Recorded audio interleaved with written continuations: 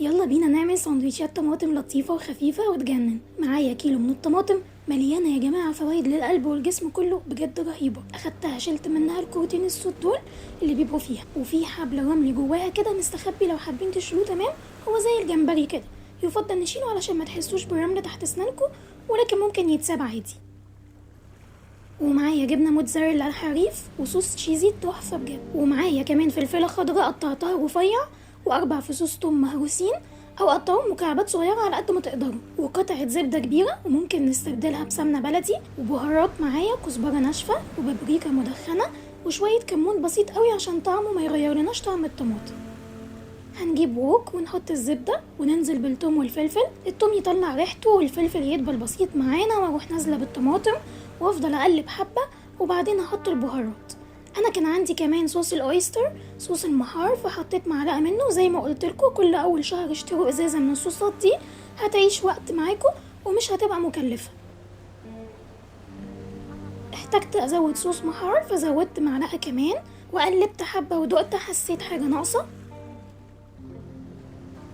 فحطيت صوص ورشسترشاير معلقه منه، وبعدين قلبت وحطيت شويه ملح، وده حسب الرغبه.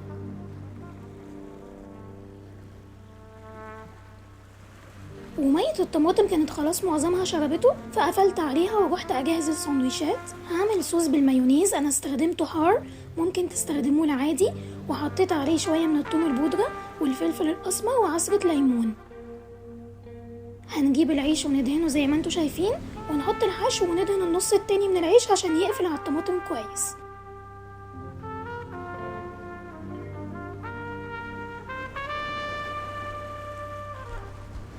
وهجيب صوص التشيزي واحط منه على النصين بتوع العيش والحشو في النص.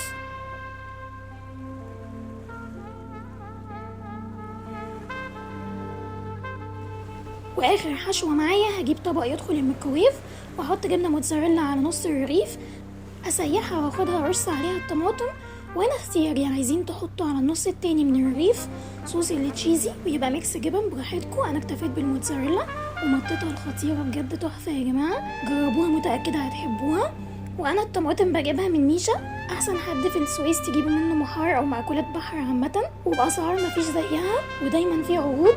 ده غير النظافه بجد، وبتوصل القاهره واسكندريه وبعض المحافظات. هسيب لكم طريقه التواصل معاها في التعليقات، وبالهنا والشفا.